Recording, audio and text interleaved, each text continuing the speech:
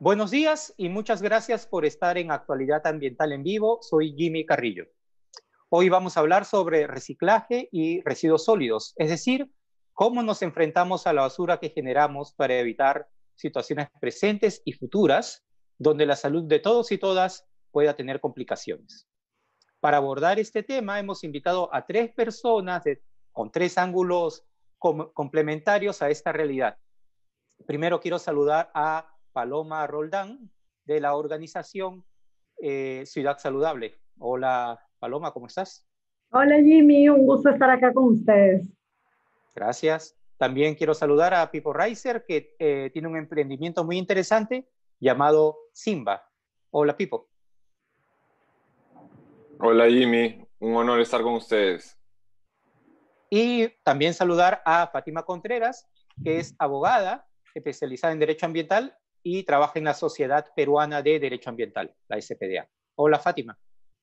Hola Jimmy, hola Pipo, Paloma y a todos los que están conectados. Hola Fátima. Desde ya ustedes pueden hacer preguntas a través de redes sociales y nuestros invitados podrán responder sus interrogantes. Entonces vamos con las preguntas.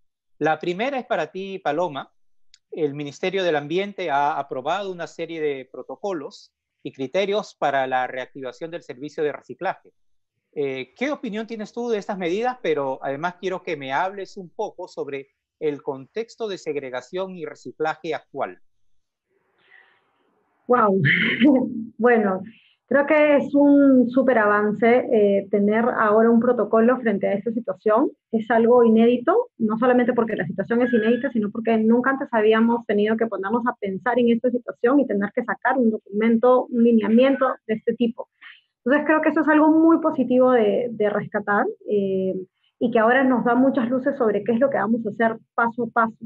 De las experiencias que hemos estado teniendo durante este periodo de aislamiento social, justamente ese era un pedido y una necesidad por parte sobre todo del sector estatal, el sector municipal, y también generaba muchísimas consultas en general para todos. Creo que ahora el reto justamente va a estar en el proceso de reactivación.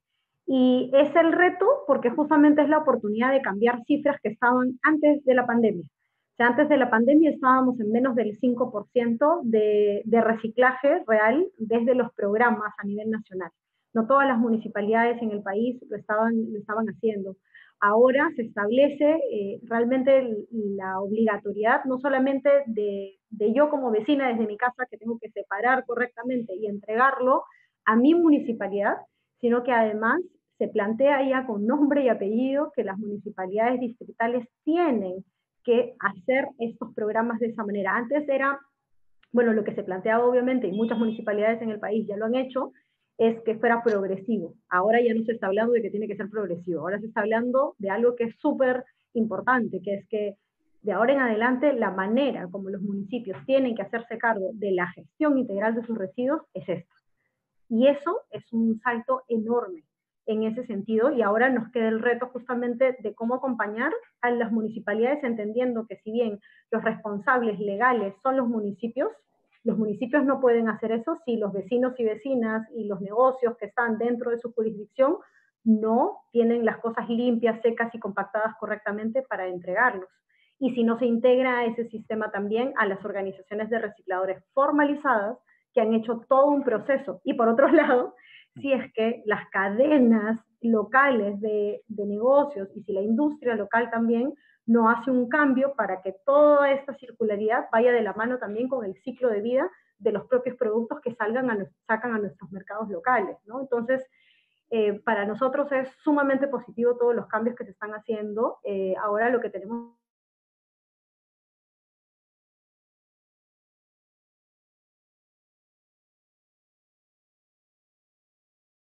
la posibilidad en tiempo que tienen los equipos municipales para poder hacer esto en medio de todos los otros incendios, digamos, que tienen que apagarse en un contexto de crisis sanitaria como el que tenemos. Gracias, Paloma. Fátima, para Paloma, esta serie de normas o esta norma es positiva. Para algunas personas, en realidad, es un poco más de lo mismo, pero lo que te pregunto a ti ¿es esta norma suficiente y cómo podemos relacionar estas medidas a la actual emergencia? Primero me gustaría dar un reencuentro de cuáles son estas normas que se han aprobado, creo que sería valioso. Nosotros tenemos que el Claro. Ministerio del Ambiente en la última semana ha aprobado una resolución ministerial en la que publica el protocolo sanitario para la operación ante precisamente la emergencia sanitaria del servicio de reciclaje y además publica unos criterios de focalización territorial y la obligatoriedad de informar incidencias, ¿no? Estos dos instrumentos son precisamente para poder orientar cómo es el manejo de los residuos sólidos, y complementario a esta resolución se ha publicado el 11 de mayo de este mes un decreto legislativo que modifica la ley de gestión integral de residuos sólidos. Ahora, este decreto legislativo 1501 lo que hace es modificar varios aspectos del decreto legislativo 1278, pero que precisamente lo que hace es fortalecer estas figuras que Paloma ya ha mencionado, ¿no? El tema de la obligatoriedad, el tema de la segregación en la fuente. La obligación de segregar en la fuente ya estaba incorporada en el decreto legislativo que aprobó la Ley de Gestión Integral de Residuos Sólidos. Pero lo que hace este cambio no solamente es precisar y fortalecer esta figura, sino también incorpora un título nuevo que precisamente tiene que ver con la gestión de residuos sólidos en este contexto de emergencia sanitaria. Definitivamente esta norma es un gran avance, es algo positivo que resaltar, pero sí coincido en que no es suficiente en la medida que incluso la norma establece mandatos para complementar este cambio normativo a través de resoluciones, de reglamentos que en 30 días calendario se entiende que se van a aprobar por el ministerio, ¿no? Entonces, el tema de la inmediatez que mencionaba Paloma, el tema de la urgencia para poder actuar rápido, construir infraestructura que pueda ayudar a procesar, a disponer efectivamente y adecuadamente los residuos sólidos que se están generando en estos tiempos, requiere de mucha atención rápida de parte de nuestras autoridades y una articulación intergubernamental que siempre en los últimos años se ha estado impulsando desde el gobierno nacional y que en estos momentos es mucho más urgente y mucho más importante de consolidarla, ¿no? Entonces, ¿por qué es que estas medidas están relacionadas a esta actual emergencia? Porque precisamente nosotros, en una conversación previa que teníamos con Paloma, nos hemos dado cuenta que la gestión de residuos sólidos, el ciclo no ha parado, ¿no? Es un servicio que se ha paralizado en estos tiempos y que frente a estos servicios se encuentran personas que también están en una línea de acción directa con la gestión de residuos que tienen algún riesgo de poder estar infectados o no. Entonces, es un primer avance, es un primer gran paso que se ha dado, como quiero rescatar nuevamente que este título sobre gestión integral de residuos en contextos de emergencia nunca se ha visto normado en nuestro marco normativo, es una novedad en nuestro país y que en realidad es útil y se tiene que seguir avanzando en ese sentido. Bien, perfecto. Entonces estaremos atentos un poco a la reglamentación, a lo que suceda a futuro. Pipo, quiero que nos hables de tu emprendimiento, pero además, a partir de esta norma, nos digas qué oportunidades, si es que hay oportunidades, puede aprovechar emprendimientos como el tuyo a partir de esta regulación. Perfecto, Jimmy. Muchas gracias. Sí, mi nombre es Pipo Reiser, yo soy director de alianzas y cofundador de Simba, y no nos llamamos así por el Rey León, por si acaso, sino porque soñamos con un mundo sin basura, por eso es Simba con N. Y en realidad a eso nos dedicamos, a intentar demostrar de que la gran mayoría de lo que desechamos en realidad son materias primas, son materiales que tienen valor y pueden tener valor, pero lo que falta es gestionarlos adecuadamente, gestionarlos en un sentido de economía circular, es decir, reintroducirlos nuevamente a través de modelos de economía circular. Y lo que nos dimos cuenta cuando iniciábamos es que el reciclaje se ha enfocado muchísimo en los materiales inorgánicos, como los cartones, los plásticos, papeles, etcétera, y eso está muy bien, pero que había una gran categoría que son los residuos orgánicos, que son en realidad en el Perú aproximadamente entre el 50 y 60% de los residuos totales, que un poco habían quedado en el aire. Había algunas iniciativas muy pequeñas haciendo cosas, pero si yo quería hacer algo con mis residuos orgánicos, por ejemplo, si yo tengo un restaurante o una empresa y quería hacer algún tratamiento, realmente no había una solución en el mercado para eso. Entonces nosotros empezamos a explorar esta posibilidad y diseñamos lo que se llama hoy el programa de aliados Sin Basura, que justamente busca ofrecer una solución para organizaciones tales como empresas, instituciones. Trabajamos también con colegios, por ejemplo, que quieran aplicar justamente una gestión integral de sus residuos sólidos y reaprovechar todo lo que se pueda, llámese los orgánicos y también los reciclables inorgánicos. Esto lo trabajamos de la mano de una asociación de recicladores. Nos ha ido increíble realmente trabajando con ellos. Nos han sorprendido positivamente con esa sociedad que ha sido finalmente un modelo que buscamos seguir expandiendo, que es un modelo de colaboración. Y al final, en este sistema, porque los sistemas de reciclaje, como ya venían conversando, son complejos, hay muchos actores que tienen que colaborar. Entonces nuestro principio es el que genera el residuo tiene que ser igual de consciente que el reciclador o el que transforma sobre lo que va a pasar con él. Solo en esa lógica y con un sistema de gestión es que lo vamos a poder hacer.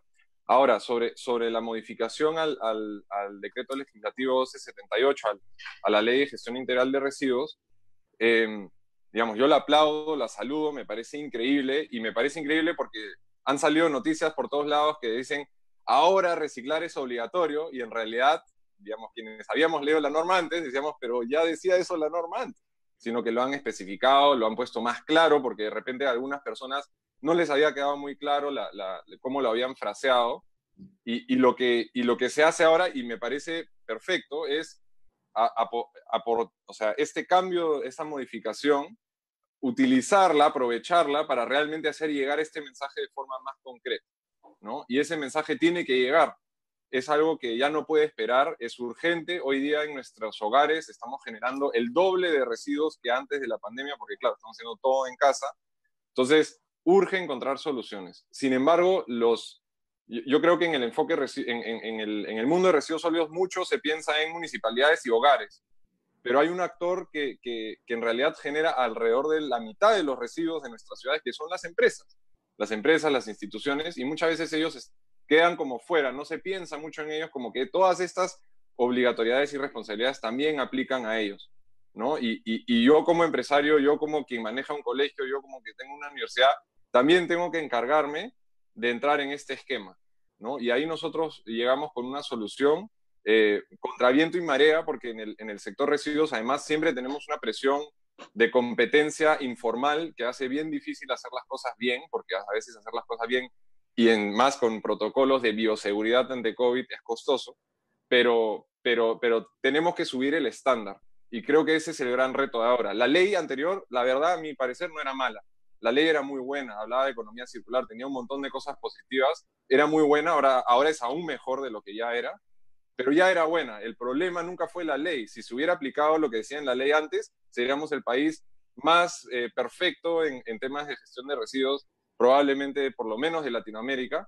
El problema es la implementación, el problema es la fiscalización, que lo que está ahí escrito realmente no se cumple. En el Perú este es el problema de la gran mayoría de leyes, probablemente. Pero creo que ahí es donde se tiene que poner el enfoque. Este cambio de normativa no nos va a arreglar el sector, definitivamente, porque si no ya lo hubiera arreglado en el 2017. Ahora el enfoque, digamos, ayuda, pero el enfoque creo que realmente tiene que estar en la implementación.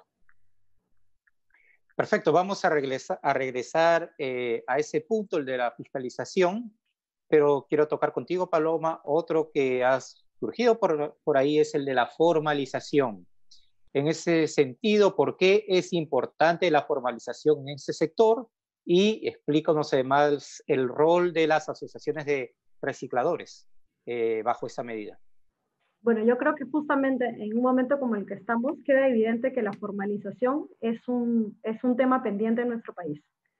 Y antes de hablar incluso de la formalización de las organizaciones de recicladores, está la formalización, por ejemplo, del sector de plástico. O sea, más o menos el 70% del sector plástico, de la industria, los negocios de plástico en nuestro país son informales. y solamente el 30% ha hecho todo un proceso al respecto. Ahí justamente el Comité de Plásticos de la Sociedad Nacional de Industrias, con el que trabajamos de manera directa, al igual que el Comité de Economía Circular, justamente tiene ese reto y tiene esa preocupación. Y cuando hemos trabajado con este grupo de empresarios, juntándolos y llevándolos a hacer justamente visitas de campo a un centro de acopio de organizaciones de recicladores, a un botadero, a un relleno puntualmente, para que entiendan cuál es todo el proceso, es muy interesante ver cómo la misma dificultad y problema que tiene el empresario lo tiene el reciclador, que es la informalidad. O sea, es algo que nos trasciende como país. Y en ese sentido, justamente, lo que tenemos es que de la otra cara, que son los recicladores que están en primera línea, en este caso, haciendo la recolección, el proceso de formalización muchas veces se piensa únicamente como el proceso legal, ¿no? Ya, existo, ¿no? Soy una asociación, o soy una cooperativa, ¿no? O soy una empresa, bueno, la figura legal que tenga, ya, existo. Pero hay que entender que los recicladores son un actor socioeconómico que es sumamente importante y que tiene una identidad laboral. De otra manera no se entendería que haya personas como Justo Paucar, un líder nacional, y María, que es su esposa, puntualmente, que trabajan en los Tigres de las 200 millas, que hace 40 años se dediquen a esa labor. Justo podría haber decidido ser zapatero, encontrar trabajo, ¿no?, de conductor, de ómnibus, o comerciante de otra manera, o sea, cualquier otra opción. Pero tenemos que entender que, y esa es una característica en el mundo, que los y las recicladoras tienen una identidad laboral. Muchos de ellos, además, el abuelo ha sido reciclador, el padre es reciclador, el nieto es reciclador, ¿de acuerdo? O sea, pasa de esa manera, y eso se repite en Brasil, se repite en Colombia, en toda la región. Y eso tiene que ver, entonces, que hay relaciones y vínculos que son mucho más importantes. Entonces, cuando quiero hablar de formalización, muchas veces pienso solamente en, van a existir legalmente, les voy a dar una ruta, en el mejor de los casos, si hay presupuesto, apoyar con un vehículo, por ahí que alguna máquina, ¿de acuerdo? Y entonces ya tienes todo para hacer tu negocio y salir adelante. Pero no es solamente eso. Tiene que haber un proceso de fortalecimiento de capacidades. Tiene que haber todo un proceso de capacitación y acompañamiento en ese proceso. Y tiene que haber también un cambio de chip en el resto de los actores del ecosistema de reciclaje en el país. Porque, ¿qué es lo que sucede? Ya, trabajamos con las organizaciones de recicladores y ellos ya tienen un conocimiento empírico, le ponen nombre a lo que ellos ya saben hacer. Les decimos que se llama así, esta es la fase de segregación, pero ellos lo saben, porque eso es su chamba. Pero sucede que en la parte de comercialización, cuando tienen que entrar a vender el material que han recolectado y que de ahí sale su sueldo, a empresas, resulta que puedes tener en la empresa personas que no entienden a este actor, que no tienen un buen trato, que ya de por sí, para mí, el trato tiene que ser el mismo para todo el mundo, pero en este caso no tienen un buen trato porque son recicladores, y eso rompe todo el discurso que estamos planteando. O tienen de cara a los vecinos y vecinas a una persona que no comprende el proceso, que está desinformada, que piensa y no entiende, piensa que son personal de la municipalidad, ¿de acuerdo? O piensa que en realidad está haciéndoles un favor y no lo ve como parte de todo el sistema. Entonces, la formalización de las organizaciones de recicladores tiene todo otro proceso detrás. Y hay que tener en cuenta además una cosa que es bien importante, que hablamos justamente ayer con Fátima, ¿no? Decíamos, pongo los dos ejemplos. Tengo por un lado la labor de las organizaciones de recicladores en los programas municipales. Y tengo por otro lado a las empresas que son contratadas por los municipios para recoger los residuos y llevarlos a disposición final, llevarlos a relleno. Y resulta que a las empresas de relleno yo le hago un contrato que tiene términos de referencia, tiene productos, ¿de acuerdo? Y tiene un presupuesto bastante alto para trasladar eso, aunque está llevándose acá también materiales que pueden ser reciclados o que podrían ir a valorización de residuos orgánicos, compostaje o el tema de creación de alimentos para animales, como lo que ve Simba también, ¿de acuerdo? N opciones. Sin embargo, a esta asociación de recicladores, yo municipio no le pago por sus servicios. A esta asociación de recicladores, yo algunas veces como municipio apoyo en el tema de ponerles vehículos por horas, ¿de acuerdo? O combustible por horas, pero hay varios municipios en el país donde además de todo eso, las asociaciones de recicladores también compran las bolsas que se entregan a las viviendas. ¿Y cuál es el discurso? El discurso es que como ellos ya se han formalizado y ese es su negocio, entonces, como es un negocio y funciona, que de su negocio salga eso. Y ahí nos preguntamos, pero ¿y esta otra empresa a la que yo le pago por disposición final, no es un negocio también? Y sin embargo, estoy costeando esto, estoy pagando por esto. Lo que está pasando en este proceso de formalización y en todo esto es que tenemos que sincerar y transparentar los costos de toda la trazabilidad de la gestión de residuos sólidos. Porque lo que está pasando a nivel mundial y no solamente en el país es que es posible que se recupere de manera informal una mayor cantidad de material reciclable porque los recicladores son muy baratos, porque están sobreviviendo dentro de todo este sistema. ¿Qué pasaría, hablábamos con Fátima ayer, si todos los recicladores informales y formales que están en este momento tuviéramos realmente que pagarles al menos el sueldo mínimo? Los costos de toda la cadena y de todo el proceso serían otros. ¿De acuerdo? Si tuviéramos que asegurar las condiciones que tienen los mismos operarios en la industria que de plástico, por ejemplo, de metales y de vidrio, ampliemos la mirada porque siempre se habla solo de plásticos, ¿no? Entonces tendríamos otra situación. Entonces, este es un momento donde tenemos que pensar justamente que tenemos que ampliar la mirada a que sea panorámica y ver todos los actores que están en el ecosistema de reciclaje, cuál es el valor que están teniendo histórico para comenzar. Y luego ver también cómo arreglarlo. Creo que en este momento en que se hable de la obligatoriedad de entregar los residuos separados y que además se plantee, es la municipalidad, porque es lo lógico, quien tiene que hacerse cargo de esto y organizar todo, permite que tengamos un ecosistema mucho más saludable. Porque obviamente los residuos son un recurso, son dinero, ¿de acuerdo? Entonces, lo que teníamos sucediendo permanentemente es que entonces yo tengo una idea, quiero ayudar a una comunidad, entonces vamos a juntar cuadernos, vamos a hacer entonces vamos a juntar chapitas, entonces vamos a juntar botellas, entonces vamos a hacer eso. Entonces teníamos distintos grupos tratando de hacer eso y para efectos de los y las recicladoras, obviamente eso invisibilizaba mucho más un trabajo que ya es invisible, porque jamás una organización de recicladores de comas o de independencia va a poder competir contra, entre comillas, ¿no? Va a poder competir con una campaña de publicidad que una empresa paga a una agencia para que la elabore y para que tenga influencers y para que salgan medios de comunicación. O sea, el tema de que el reciclaje esté en medios de comunicación no es algo negativo.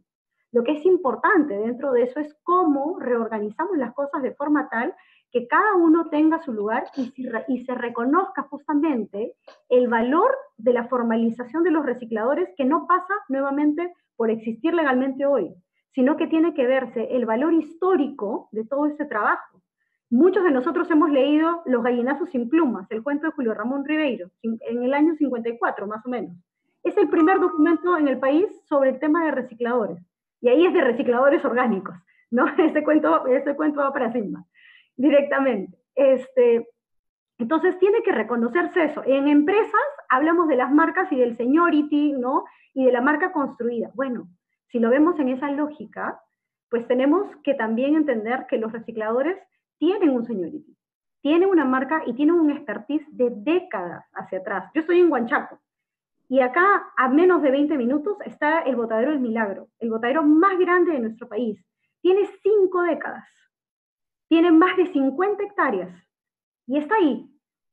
Y es toda una realidad que resulta invisible al menos que lleguemos. Y entonces tenemos que darle la vuelta, esa es la oportunidad de darle la vuelta a cómo estamos viendo los residuos, porque es lógico, se ven mal, los residuos huelen mal y se ven mal, nadie quiere estar cerca. Y tenemos que darle la vuelta justamente para que deje de pasar eso, y si lo separamos correctamente en casa, somos parte de un ecosistema más saludable. Esa es la oportunidad que tenemos en este momento. Gracias, muy interesante, Paloma. Quiero regresar contigo, Fátima, precisamente en torno a las declaraciones de la ministra del Ambiente, quien ha dicho que el reciclaje ahora será obligatorio, y es lo que estábamos discutiendo un poco, antes no era, ahora sí será. ¿A qué se refieren con esto? Y también un poco qué rol jugarían las asociaciones de recicladores en esto. Yo quisiera rescatar algunos puntos de lo que ya se han mencionado Pipo y Paloma. De hecho, el reciclaje, si lo vemos de esta forma, todo residuo sólido tiene un ciclo de vida. ¿no? Ujú. Y la manera en cómo nosotros hemos estado haciendo que este ciclo de vida sea es lineal. Es decir, usamos el residuo, luego lo desechamos y finalmente se dispone y llega a un relleno sanitario, muy pocas veces, en otras veces llega a un botadero, ¿no? Que es este lugar informal de disposición de residuos. Pero la ministra hace enfoque al reciclaje, a esta etapa del ciclo de vida de los residuos sólidos, porque ahora pretende, desde ya hace algunos años, fortalecer e implementar este enfoque que se llama la economía circular.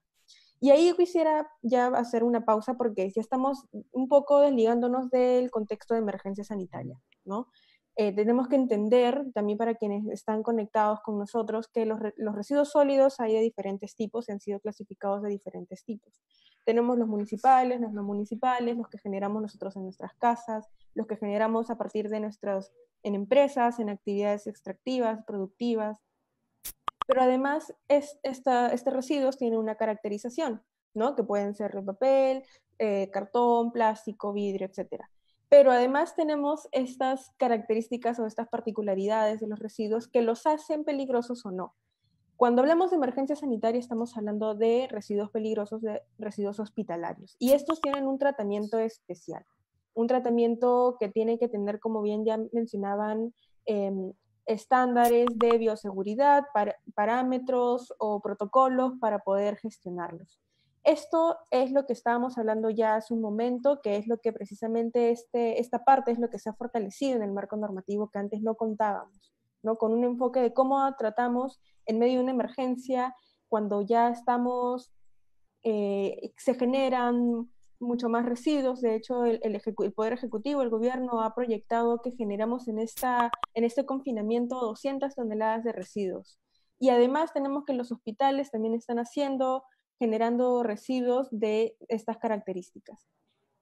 Quienes están también involucrados en la gestión de estos residuos hospitalarios es el Ministerio de Salud a través de la Dirección General de Salud Ambiental. Ellos ya desde hace varios años han aprobado protocolos y normas técnicas para gestionar estos residuos en infraestructuras especiales.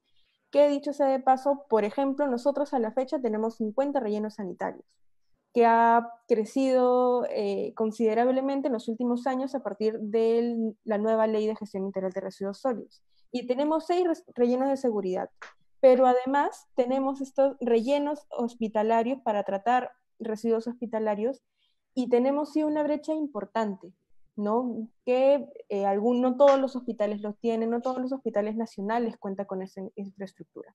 Bueno, entonces dejamos de lado ya de hablar de estos residuos hospitalarios para poder hablar de los residuos que generamos día a día en nuestras casas.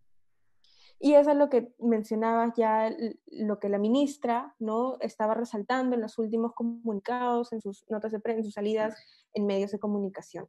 Y es que, como decía, si nosotros vemos este ciclo de residuos, de gestión de residuos, cambiamos el paradigma de ver el residuo sólido como algo desechable, entonces no estamos aprovechando totalmente la potencialidad que nos puede dar. Y es decir, verlo como si un residuo puede ser un insumo para crear un producto más. ¿Y por qué el reciclaje es importante en este ciclo? Porque precisamente es la etapa en la que se empieza el reaprovechamiento, toda la parte del aprovechamiento. El reciclaje obligatorio siempre han habido ya programas de incentivos para poder reciclar en las municipalidades, los gobiernos locales, provinciales. Ha habido toda una campaña para incentivar el reciclaje, incluso programas educacionales, que es muy importante nosotros tener en cuenta de qué manera realizar este reciclaje de manera correcta. A lo que se refiere la ministra es que en esta última modificación normativa se incorpora este paso de manera expresa en la ley, que decir que ya los residuos segregados tienen que ser entregados o a las municipalidades o a las asociaciones de recicladores. ¿Y por qué los recicladores son un actor importante en este ciclo? Porque, como bien dice Paloma, y como también han resaltado Pipo, los recicladores vienen cumpliendo un rol desde hace muchos años atrás, desde que nosotros tenemos memoria, existen las personas que reciclan, ¿no? Y esta concepción de quiénes son estos recicladores ha venido cambiando gracias a un importante trabajo desde la sociedad civil, desde ONGs como Ciudad Saludable y desde programas interesantes como los que ha venido impulsando el Ministerio del Ambiente, en el que precisamente las asociaciones antes eran personas simplemente individuales que recogían y que luego vendían en un mercado.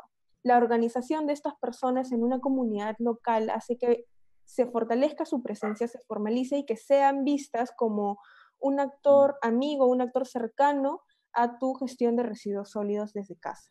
Entonces, es un rol que se tiene que seguir fortaleciendo, como ya ha venido mencionando Paloma. Ellos son quienes continúan frente a, en medio de esta pandemia, en medio de este confinamiento, siguen acercando y siguen tratando de conseguir insumos que finalmente van a ser reaprovechables. Y esto es importante porque lo que hace es evitar que todos los residuos sean dispuestos en un botadero, un relleno sanitario, cuando en realidad lo que ellos hacen es rescatar las potencialidades para poder volverlas a ser materia prima de algún producto futuro, ¿no? Entonces, es ahí en donde ya nuevamente el residuo no llega finalmente a un relleno sanitario, no es dispuesto finalmente, sino que se reincorpora a un ciclo de vida que finalmente va a entrar al mercado como un producto más. Perfecto, gracias. A ver, Pipo, asociaciones, organizaciones, estamos hablando un poco de eso, de cómo tomar la medida, pero yo quiero conversar contigo además de cómo se pueden pensar en alguna serie de incentivos para emprendedores y pequeñas empresas a partir de esto que está sucediendo, de estas medidas. ¿Cómo podemos dinamizar la cultura del compostaje o las plantas de tratamiento? Háblame un poco de eso. ¿Qué opinas tú?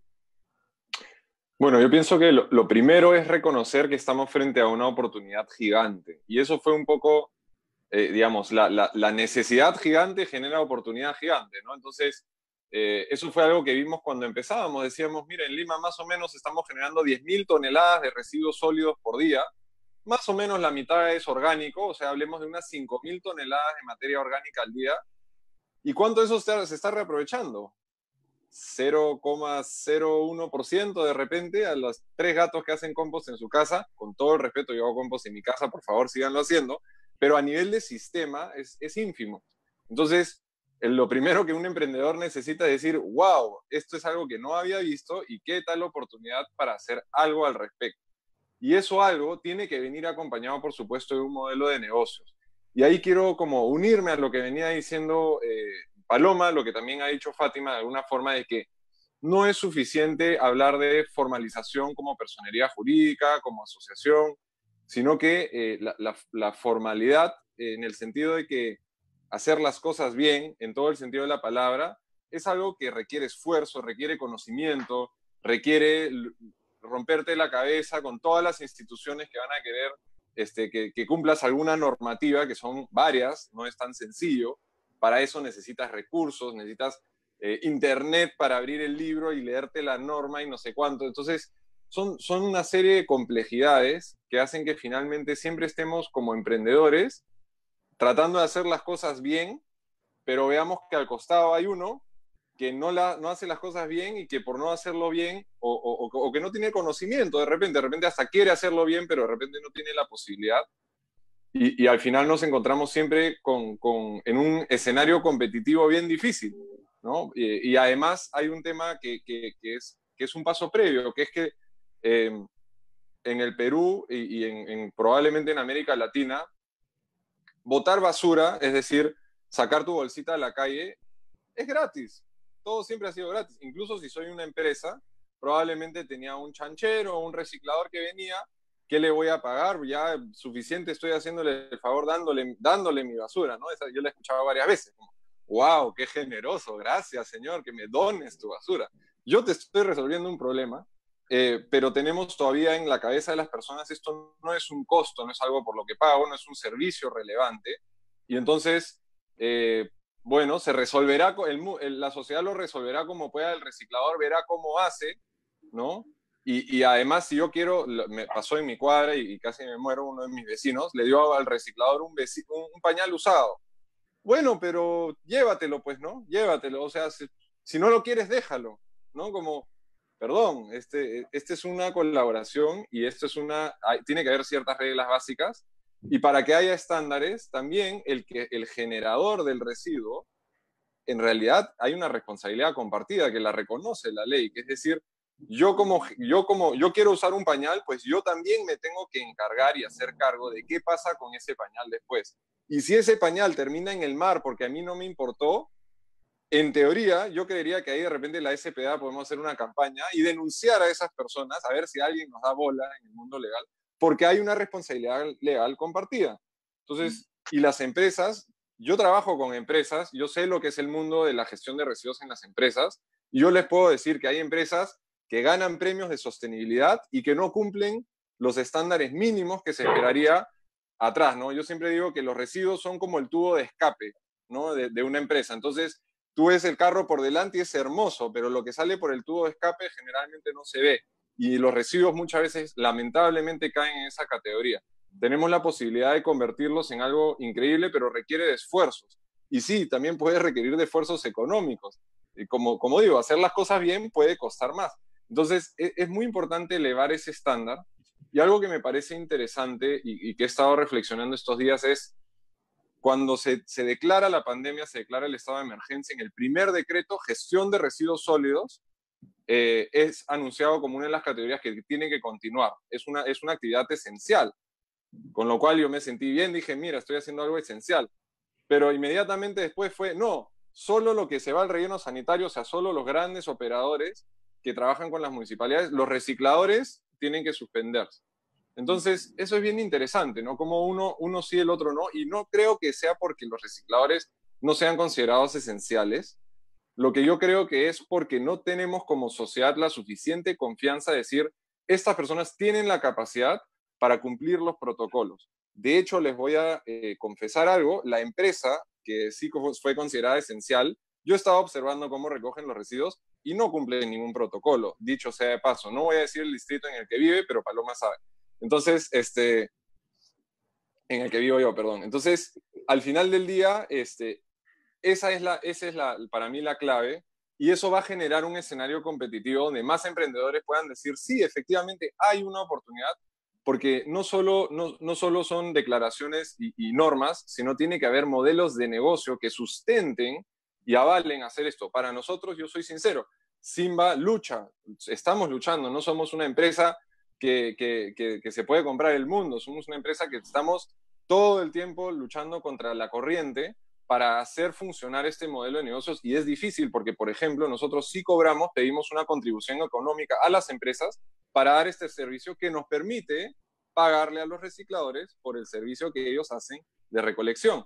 Entonces, y para ellos se sorprenden porque para muchos es la primera vez que alguien les paga por hacer lo que hacen y no están sujetos al precio del material, que es un riesgo muy grande que ellos tienen porque además los precios en el mercado de reciclaje fluctúan muchísimo. Hoy el precio del plástico puede estar a $1.50, pero mañana puede estar a 80 céntimos, y el riesgo de eso se le pasa íntegramente al reciclador, y por eso muchos de los programas municipales tienen problemas, porque están estructurados, como bien decía Paloma, como, bueno, te apoyo, te doy las facilidades, pero finalmente tú tienes que sustentar toda esta operación con el costo del material, y tanto la cantidad como el precio puede fluctuar mucho. Entonces yo creo que hoy día el enfoque, digamos, el marco normativo está, la intencionalidad está. Yo creo que si tú le preguntas a 1 millón de peruanos qué piensan sobre esta norma y la obligatoriedad de reciclar, 999.000 te van a decir, estoy de acuerdo, me parece bien. Creo que hay una universalidad en el sentido de que estamos de acuerdo en que algo se tiene que hacer, y que esto, digamos, es positivo. Ahora es pasar de que todos reconozcamos que tiene que haber un cambio a que todos nos sumemos a ese cambio, ¿no? Y sumemos de verdad. Si hay que poner un poco de recursos para que eso funcione, también tiene que ocurrir. Y eso creo que es la labor de ahora. Y en el momento que eso ocurra, yo te garantizo, Jimmy, que los emprendedores aparecen. O sea, la necesidad está, si la oportunidad está y las oportunidades se dan, esto va a aparecer. Y solo para cerrar una idea que reflexionaba también el otro día, que decía, cuando muchas veces me han dicho, tú trabajas en reciclaje, uy, eso es una mina de oro, ¿no? Eso es un negociazo el reciclaje. Sí, Paloma se ríe porque lo he escuchado también muchas veces, seguro, sí, el reciclaje es una mina de oro. Entonces yo me pregunto, ¿dónde están esas grandes corporaciones de reciclaje? ¿No? ¿Dónde está el Coca-Cola del reciclaje? ¿Dónde están? Si fuera tan mina de oro, ahorita estaríamos hablando de la empresa listada en bolsa de reciclaje, pero no existe. ¿Por qué? Porque justamente no se han dado estas condiciones básicas para que se pueda desarrollar una actividad empresarial de la forma, con las condiciones que necesita para ello, y lo hemos visto siempre como un servicio que, bueno, ese señor que pasa por mi casa, pues que él vea cómo hace y realmente es no termina de salir de que sea una actividad de subsistencia, y ese es el reto para mí. Perfecto. Nos están llegando varias...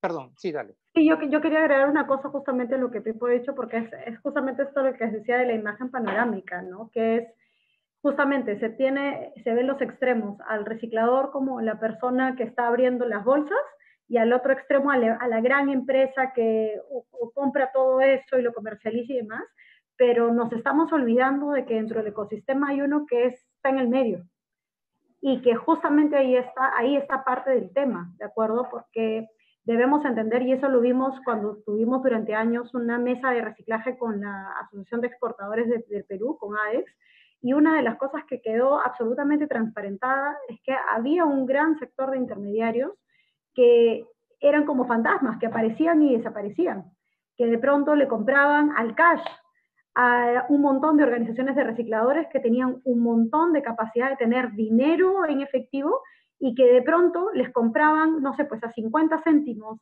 el kilo al reciclador, pero que la empresa a la que le vendían de pronto, le compraban a 30 céntimos. Y entonces uno se pregunta, ¿cómo es que este que está en el medio tiene la capacidad de subsidiar esos 20 céntimos?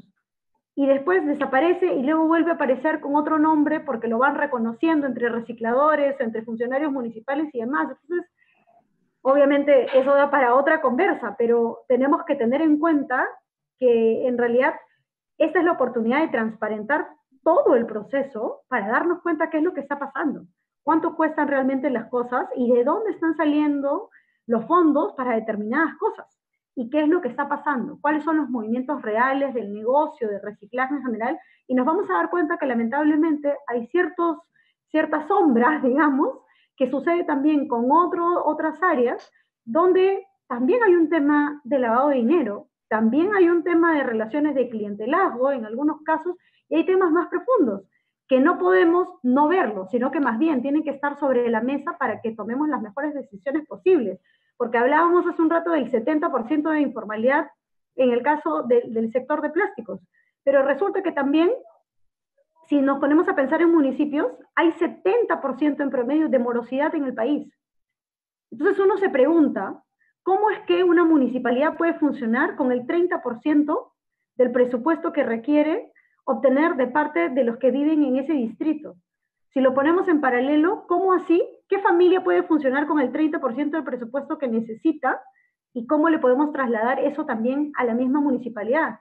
Que obviamente es como el huevo y la gallina, ¿no? Porque los contribuyentes dicen, no pago porque no me brindo un buen servicio. Y la municipalidad dice, no brindo un buen servicio porque no tengo con qué. Entonces, ahora necesitamos tener eso sobre la mesa para buscar cuáles son las soluciones reales a corto plazo. Perfecto. Quiero pasar a algunas, nos están llegando varias preguntas interesantes a través de redes sociales, entonces quiero por lo menos responder a unas 2 o 3 de ellas. Les voy a pedir declaraciones cortas, son preguntas generales. Acá hay una interesante que dice, ¿cuál es el principal problema de la fiscalización en los casos de residuos sólidos? ¿Cómo se fiscaliza al ciudadano, a los municipios y a las empresas? ¿Está funcionando esto? ¿Se requiere presupuesto? ¿Qué es lo que sucede? En realidad, si me permiten empezar, por favor. Los gobiernos locales, gracias. Los gobiernos locales son quienes están a cargo de la fiscalización, de la supervisión de la gestión de residuos sólidos en el ámbito municipal, ¿no? Es decir, de ver que se está realizando ellos son los responsables de dar este servicio, de ver si es que se está realizando una limpieza adecuada, si es que se está disponiendo de manera adecuada, pero en realidad, y esto es un problema histórico, en el tema de gestión de residuos sólidos, hay unas brechas importantes desde en la implementación de la norma, como ya había mencionado en varias oportunidades, Pipo, ¿no? Y no solamente tiene que ver con la brecha de infraestructura, que siempre es lo que nosotros notamos, pero sino también en cómo es que los gobiernos locales de verdad, digamos, están realmente cercanos a la gestión de lo que ocurre en sus localidades. Son ellos quienes tienen que manejar digamos, los recursos para poder asegurar que se den estos servicios. Son ellos quienes tienen que hacer un despliegue, tienen que organizarse, acercarse a las asociaciones de los recicladores. Entonces, todo ese despliegue de personal, de articular actores locales, es lo que precisamente siempre ha significado un reto en muchos gobiernos locales, en muchas gestiones municipales. Entonces, digamos, no existe un solo problema en el tema de la fiscalización, sino son varios en realidad, y son varios porque todos están relacionados entre sí. Para lograr una gestión adecuada, eficiente de residuos sólidos, es importante la articulación en actores locales, la comunicación, el relacionamiento entre ellos, desde la autoridad nacional, la autoridad regional, la autoridad local, que es quien está al frente de todo esto, para poder comunicar a los vecinos cuáles son sus obligaciones, cuáles son los procedimientos que se deben de seguir. Esos, en primera instancia, no sé si es que Paloma o Vivo también tienen algo. Yo a eso le sumaría justamente que imaginemos justamente un equipo de fiscalización municipal, ¿no? Y obviamente ese equipo necesita tener claro los procedimientos legales, necesita tener habilidades y conocimientos para eso, que eso es algo que hay que fortalecer mucho más. Que si nos ponemos a pensar en el grueso del país, esa habilidad realmente así totalmente desarrollada no la tenemos. O sea, eso es algo que tiene que ponerse énfasis y que tiene que subirse el nivel, porque no son todos. Por supuesto hay buenos funcionarios, pero no son todos los equipos los que están capacitados de esa manera. Lo siguiente es presupuesto, por supuesto. Nosotros nos hemos encontrado en Amazonía con municipios donde tenían 1.200 soles como presupuesto anual para sacar adelante el programa de reciclaje municipal. O sea, para hacer formalización, para llegar a los vecinos, para fiscalizar, para hacer todo el proceso. Entonces, también hay un tema de capacidad presupuestal, o sea, de tener recursos económicos para poder hacerlo, porque de ahí salen los recursos no solamente para las personas que tienen que tener esas habilidades, sino para que esas personas se desplacen en la misma jurisdicción. Y luego también es, una vez que tomo acciones y sanciono, ¿cómo le doy continuidad al post? ¿De acuerdo? ¿Qué va a pasar después de que yo sanciono a alguien? O sea, ¿cómo voy a tener la capacidad de tomar decisiones para reubicar lo que sea que necesite mi sistema local? Eso, esa ruta y ese post y con quién tengo, eso es lo que decía Fátima, que sea una mirada multisectorial, eso es algo que falta. Entonces, ahí es donde tenemos que poner nuestros énfasis claramente. Perfecto. Voy a leer otra pregunta. A ver, ya existe una ley que regula el uso de plásticos y otros materiales reciclables, pero ¿qué papel están jugando las autoridades para hacer cumplir esta norma y especialmente ahora que se promueve el delivery? Jimmy, yo quisiera precisar algo sobre la pregunta anterior que se me ocurrió un segundo tarde, pero luego sí no quiero dejar de ir a la pregunta que creo que es bien relevante, la que acaban de hacer. Y hablabas un poco, preguntabas un poco cómo se puede generar condiciones para que los emprendedores, digamos, emerjan los emprendimientos y las iniciativas que puedan ayudar en este tema. Y hay un tema muy importante. Yo decía hace un rato que la ley anterior, la ley que sigue siendo la ley, la 1278, era muy buena, pero que no se cumple. Y hay un aspecto que para nosotros es crucial y para cualquier empresa que quiera brindar alguna solución que es crucial, que es que el artículo 36 del reglamento justamente habla de cobros diferenciados para el servicio municipal. Y habla y dice que un generador de residuos que genera regularmente más de 500 litros al día en volumen, que es más o menos un contenedor de residuos grandes de 1.000 litros, o sea, es medio contenedor grande de residuos sólidos lo que tendría que generar, ya no es un generador municipal y por lo tanto tiene que buscar soluciones en el sector privado a través de empresas operadoras asociaciones de recicladores o empresas que se dediquen a alguna otra solución. Esto lamentablemente no se está cumpliendo. No, nuevamente volvemos un poco a lo mismo, pero esto para mí desataría una posible innovación gigantesca, porque una vez que ellos tienen que asumir el costo completo de si hoy su solución es junto todo y lo mando a relleno sanitario, ok, pero asume el costo completo de eso, no el costo municipal, que obviamente incluso en muchos casos está subsidiado por el Tesoro Público, el servicio municipal. Entonces, ¿qué va a pasar? Si eso se vuelve un costo relevante para las empresas, van a empezar a buscar alternativas. Y ahí iniciativas como CIMA pueden volverse interesantes. Pero la verdad es que no se cumple. Nosotros hemos visitado, por ejemplo, hoteles grandes, muy grandes, que generan 10.000 litros de residuos sólidos al día y que los siga teniendo la municipalidad. Entonces uno dice, oye, qué interesante, sale una norma que dice muy claramente lo que debe ocurrir en esos casos, y pareciera que hay algunas municipalidades que o no se han enterado o escogen no hacerle caso, pero ahí, digamos, las condiciones se han ido generando, pero nuevamente volvemos a lo mismo, la implementación. Pero este artículo mucha gente no sabe que existe. Muchos grandes generadores que están por encima de los 500 litros largamente, tú le dices, pero oye, ¿no has visto este artículo en la norma? Y dicen, no, y como me sigue atendiendo la municipalidad, el día que me dejen de atender, se volverá un problema, pero por ahora me han dicho que me van a seguir atendiendo.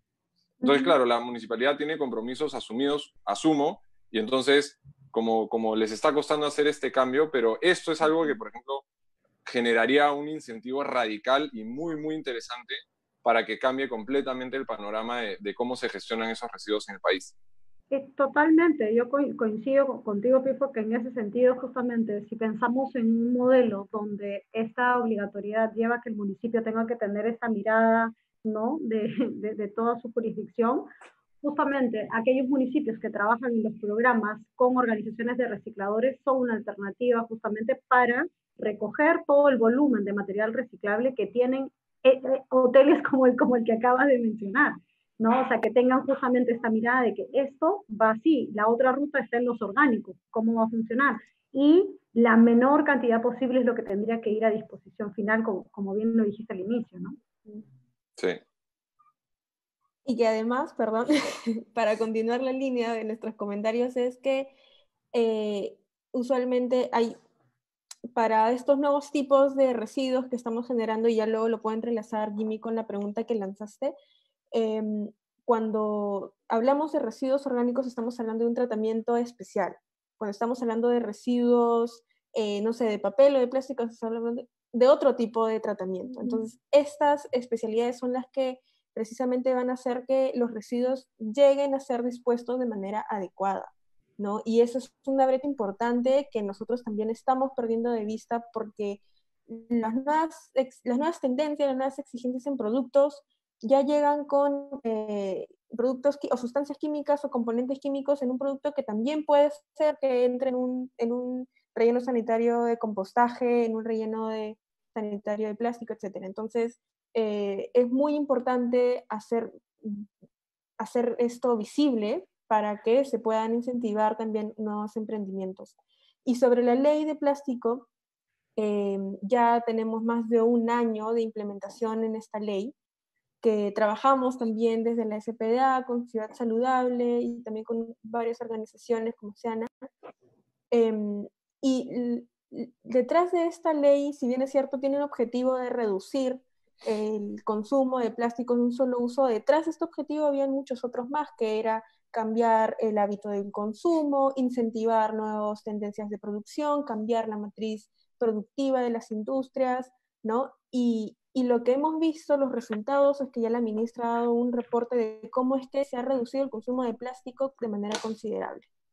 Pero todavía hay muchos retos, nuevamente, porque se trata de una ley nueva que además tiene el reto de marcar nuevos hábitos de consumo, ¿no? Y además marca el reto de incentivar a que las industrias cambien su matriz productiva. Entonces, con todo esto viene una actualización tecnológica, una nueva ola de tendencias tecnológicas que definitivamente nosotros, para cuando llegó la ley, no estábamos preparados, pero quienes han sido más receptivos también es cierto sector de la industria que está muy, digamos, tiene la iniciativa de ya venir cambiando, de nuevamente darle una revolución a sus productos, ¿no? Entonces, todavía tenemos mucho tiempo para poder analizar los resultados de la ley. Hasta el momento ha sido muy positivo. El tema en esta pandemia ahora va a ser mucho más el consumo de plástico, de usos de productos descartables, porque precisamente es lo que por un lado nos dicen, ¿no? Esta medio contradicción que nos dicen, tenemos que ser más cuidadosos y desechar algunas cosas que por el momento no tenemos, por ejemplo, guantes o mascarillas que aún son descartables y que tenemos que lamentablemente desecharlas por nuestra seguridad también. Pero por otro lado también está, si te das cuenta en el mercado, mascarillas que son lavables, ¿no? Guantes que también son lavables. Entonces, si te das cuenta, ya está existiendo este nuevo cambio de chip de nosotros como ciudadanos más conscientes, y elegimos incluso también de los empresarios que producen estos productos, también están pensando en cómo hacer estos productos reutilizables, ¿no? Entonces es una ruta que todavía estamos en camino. Yo creo que hay varias cosas positivas que rescatar de parte de estos dos actores importantes, pero que todavía siempre hay más para más, ¿no? Entonces tenemos que seguir esperando a ver los resultados, reportes de cuánto finalmente los residuos plásticos han sido generados, cuántos no, para poder ver efectivamente de qué manera es que se ha venido implementando esta ley. Totalmente, y yo ahí agregaría solo dos cosas muy chiquitas. Uno, justamente reforzando parte de lo que has dicho, Fátima, que es que ya hay empresas que han cambiado su línea de producción, o sea, y los tenemos en distintos supermercados y demás, o sea, que han innovado realmente, o sea, que era posible hacer un cambio en términos de maquinaria, en términos de ecodiseño, o sea, porque si no, no tendríamos en el mercado esas alternativas. Y lo segundo, frente a eso, es que en este momento de pandemia es donde más necesitamos ser conscientes de elegir aquellos empaques y embalajes con mayor potencial de reciclabilidad o mayor porcentaje de materiales reciclables en su producción. O sea, con mayor razón necesitamos ser más selectivos porque nuevamente, si nosotros como consumidores hacemos eso, estamos premiando aquellas marcas y empresas que han hecho su proceso de cambio, y eso va a asegurar que obviamente tengamos más opción de esos productos en el mercado. Entonces, ese es el poder que tenemos de modificar realmente el comportamiento de consumo de nuestro país. Sí, solo para agregar un detallito sobre el tema del delivery. Nosotros nos estamos sumando como Simba a una plataforma nueva de delivery peruana que está saliendo como parte de esta ola de innovación que está también siendo el COVID. El COVID es una pandemia, es una crisis, pero toda crisis creo que está, y la parte positiva es que está despertando una ola de innovación. Y justamente el reto que nos han lanzado es decir, cómo una migración masiva hacia el delivery, que se viene por muchos meses y probablemente se mantendrá en alguna medida luego, no se convierte en una distribución masiva de desechos que no se van a reciclar a los hogares, ¿no? Entonces, estamos en fases iniciales de diseño. A nosotros nos encantaría poder hablar de reutilizables, ¿no? Así como quien lleva su tupper y almuerza en su tupper y se lo lleva a su casa. Hacer eso a escala de una plataforma de delivery es un reto mayor, pero estamos apuntando a eso. ¿Y por qué no? ¿No? Incluso pensábamos, hoy los restaurantes están muy apenados porque tienen que despedir a la gente que lava los platos.